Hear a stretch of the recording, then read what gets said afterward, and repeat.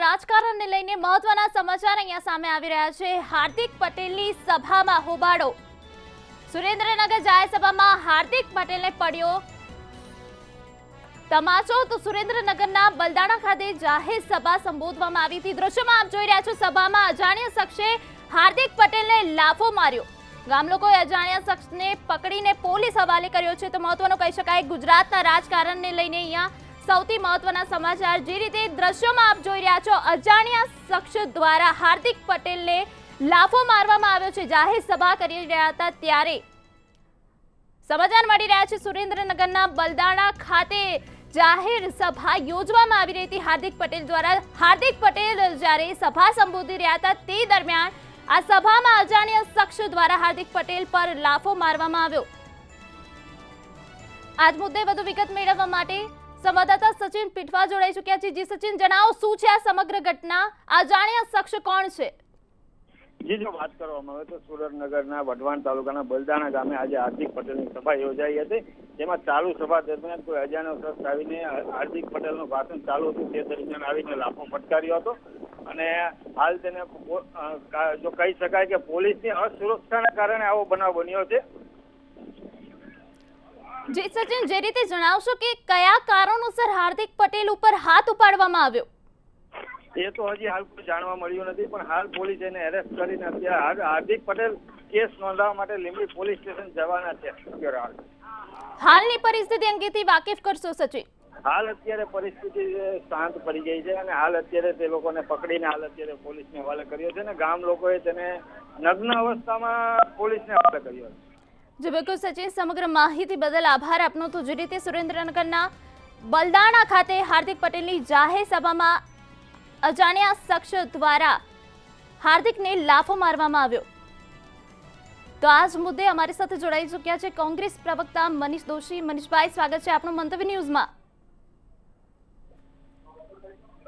જી મનીષભાઈ, જણાવો, જે રીતે હાર્દિક પટેલ ઉપર ફરી એક વખત હાર્દિક પટેલની જાહેર સભામાં હોબાળો સામે આવ્યો છે, આપની પ્રતિક્રિયા? પાણી આવે જે રીતે ભારતીય જનતા પાર્ટી પ્રેરિત કાર્યકર્તાએ હાર્દિક પટેલની જાહેર સભામાં આવીને ગુંડાગીરીનું પ્રદર્શન કર્યું છે, આ અસલી ચહેરો ભારતીય જનતા પાર્ટીનો ફરી એક વખત સામે આવી ગયો છે।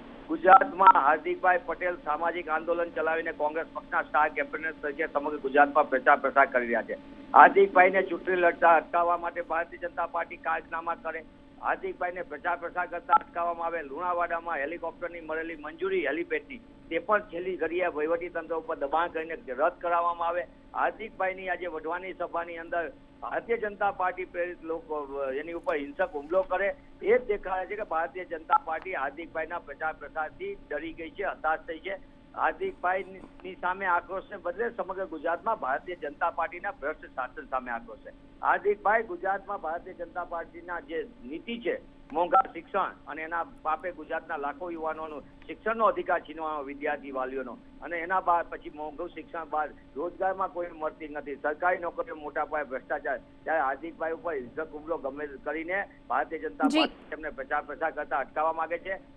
ભારતીય જનતા પાર્ટી એના ગુંડાગીરીના મોડેલને સમજી લે। 23મી તારીખે ગુજરાતમાં લોકોનો આક્રોશ એટલો છે કે તેઓ બુલેટનો જવાબ બેલેટથી આપશે। મનીષભાઈ, તમાચો મારવાનું સાચું કારણ બહાર નથી આવ્યું, આપ કેવી રીતે તારણ લગાવી શકો કે આ ભાજપા દ્વારા જ ક્યાંક ષડયંત્રને લઈને કરવામાં આવ્યું છે?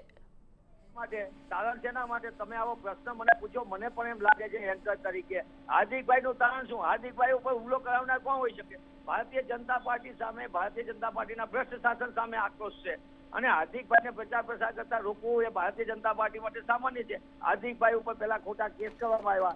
હાર્દિકભાઈ જે સમગ્ર ગુજરાતમાં ન્યાય માટેની લડત લડતા હતા ત્યારે તેમના સાથીદારો ઉપર હિંસક દમન ગુજારવું, એમની ઉપર બુલેટો વરસાવી 14 પાટીદાર યુવાનોના શહીદ થયા।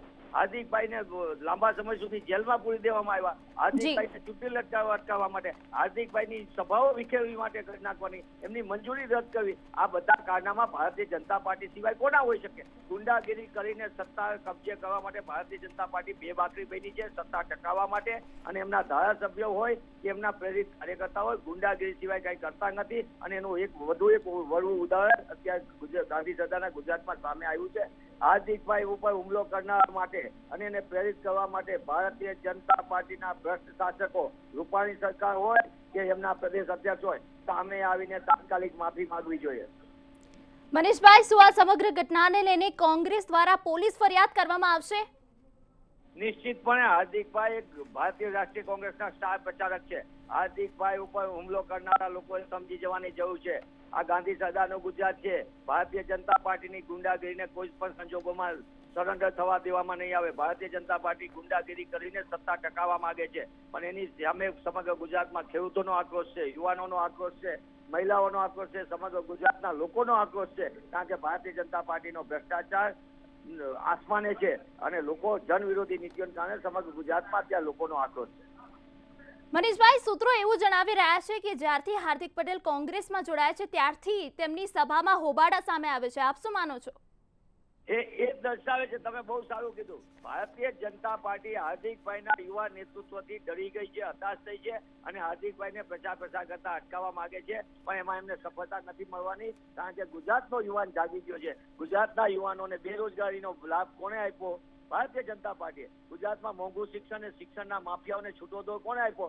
ભારતીય જનતા પાર્ટી આપ્યો. એટલે ભારતીય જનતા પાર્ટીનો વળવો ચહેરો, ગુંડાગીરીનો ચહેરો ગુજરાતમાં સામે આવી ગયો છે. મનીષભાઈ, સ્ટાર પ્રચારક રીતે હાર્દિક પટેલ કોંગ્રેસ માટે પ્રચાર કરી રહ્યા છે. શું સહયોગ રહેશે આપનો? તો લાગે છે કે તેમનો સંપર્ક કપાઈ ગયો છે. તો જે રીતે હાર્દિક પટેલની જાહેર સભામાં સમગ્ર હોબાળો સામે આવ્યો છે, અજાણ્યા શખ્સ દ્વારા હાર્દિક પટેલને લાફો મારવામાં આવ્યો છે. જણાવી દઈએ કે અજાણ્યો શખ્સ હિન્દી ભાષી વ્યક્તિ છે, જેના દ્વારા હાર્દિક પટેલ ઉપર હાથ ઉપાડવામાં આવ્યો છે. સુરેન્દ્રનગરના બલદાણા ખાતે હાર્દિક પટેલ જાહેર સભા કરી રહ્યા હતા. મહત્વનું કહી શકાય કે કોંગ્રેસ દ્વારા સ્ટાર પ્રચારકની ગુજરાતમાં જવાબદારી હાર્દિક પટેલ પર સોંપવામાં આવી છે. તો જે રીતનું રાજકારણ ગુજરાતનું ગરમાઈ રહ્યું છે, એક બાજુ આપ જોઈ રહ્યા છો કે પ્રચારની લઈને હવે નેતાઓ જ્યારે મેદાનમાં ઉતર્યા છે, ત્યારે એક તરફ અજાણ્યા શખ્સ, એક હિન્દી ભાષી શખ્સ દ્વારા હાર્દિક પટેલને લાફો મારવામાં આવ્યો છે. થોડા સમય પહેલા જ સમાચાર આવ્યા હતા કે એનસીપી નેતા રેશમા પટેલ ઉપર પણ અજાણ્યા શખ્સ દ્વારા હુમલો કરવામાં આવ્યો છે. જે રીતે વંથલી ખાતે તેઓ ગયા હતા ને ત્યાં અજાણ્યા શખ્સ દ્વારા હુમલો કરવામાં આવ્યો છે. અજાણ્યા શખ્સ કોણ હતો તેનું સાચું કારણ હજુ સુધી જાણી શકાયું નથી. અને એક બાજુ ભાજપના નેતા પર અજાણ્યા શખ્સ દ્વારા જૂતું ફેંકવામાં આવ્યું. જે રીતે કહી શકાય કે ગુજરાતનું રાજકારણ સંપૂર્ણ ગરમાઈ ગયું છે. મહાજંગને હવે ફક્ત 5 દિવસ બાકી રહ્યા છે, ત્યારે આવા સમાચાર સામે આવી રહ્યા છે. વિરોધ વંટોળ ઉભા થઈ રહ્યા છે.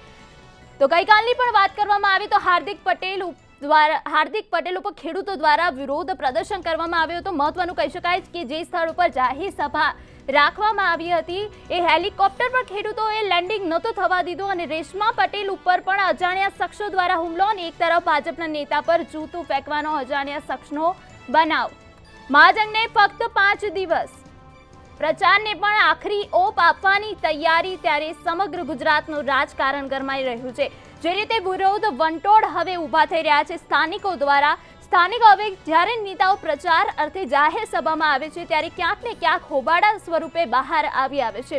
સ્થાનિકો દ્વારા આક્ષેપ લગાવવામાં આવે છે કે આ પહેલા તમે કયા વાયદા કર્યા હતા અને હવે જ્યારે પ્રચાર કરવા આવ્યા છો ત્યારે પહેલાના વાયદાનું શું? તે વાતોને લઈને હવે સમગ્ર ગુજરાતનું રાજકારણ ગરમાઈ ગયું છે. આપ દ્રશ્યોમાં જોઈ રહ્યા છો, અમે તમને બતાવી રહ્યા છીએ. એક બાજુ હાર્દિક પટેલની સુરેન્દ્રનગરના બલદાણામાં જાહેર સભા હતી, તે દરમિયાન હાર્દિક પટેલને અજાણ્યા હિન્દી ભાષી શખ્સે લાફો માર્યો છે.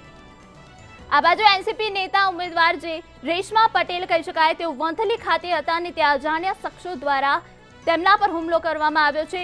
હુમલામાં તેઓ ઈજાગ્રસ્ત પણ થયા છે અને તેમનું સારવાર અર્થે તેમને હોસ્પિટલમાં પણ ખસેડવામાં આવ્યા હતા. બીજી તરફ જ્યારે ભાજપના નેતા ઉપર પણ અજાણ્યા શખ્સ દ્વારા જૂતું ફેંકવામાં આવ્યું છે. તો આ બાજુ જો હાર્દિક પટેલની વાત કરવામાં આવે, હાર્દિક પટેલ ઉપર જે હાથ ઉપાડવાનો જે સમગ્ર બનાવ બન્યો છે, થોડા સમય પહેલા મંતવ્ય ન્યૂઝ સાથે કોંગ્રેસ પ્રવક્તા મનીષ દોશીએ વાત કરી અને તેમાં પણ તેમણે ભાજપા ઉપર આકરા પ્રહાર કર્યા છે. મહત્વનું કહી શકાય કે ગુજરાતનું રાજકારણ જે છે સંપૂર્ણપણે ગરમાઈ ગયું છે. હાર્દિક પટેલનો હુમલો કરનાર આ કોણ? હાલ એ સમગ્ર ચર્ચાનો વિષય બની ગયું છે. જે રીતે એનસીપી ઉમેદવાર રેશમા પટેલ ઉપર પણ અજાણ્યા શખ્સ દ્વારા હુમલો કરવામાં આવ્યો હતો, એ પણ અજાણ્યો શખ્સ કોણ? આજે બે પહેલું જોઈએ, અજાણ્યા શખ્સો કોણ છે તેના ઉપરથી પડદો ઉઠ્યો નથી, પણ મહત્વનું કહી શકાય કે ક્યાંક ને ક્યાંક હવે જ્યારે મહાજંગને 5 દિવસ બાકી રહ્યા છે ત્યારે વિરોધ વંટોળ ઊભા થઈ રહ્યા છે।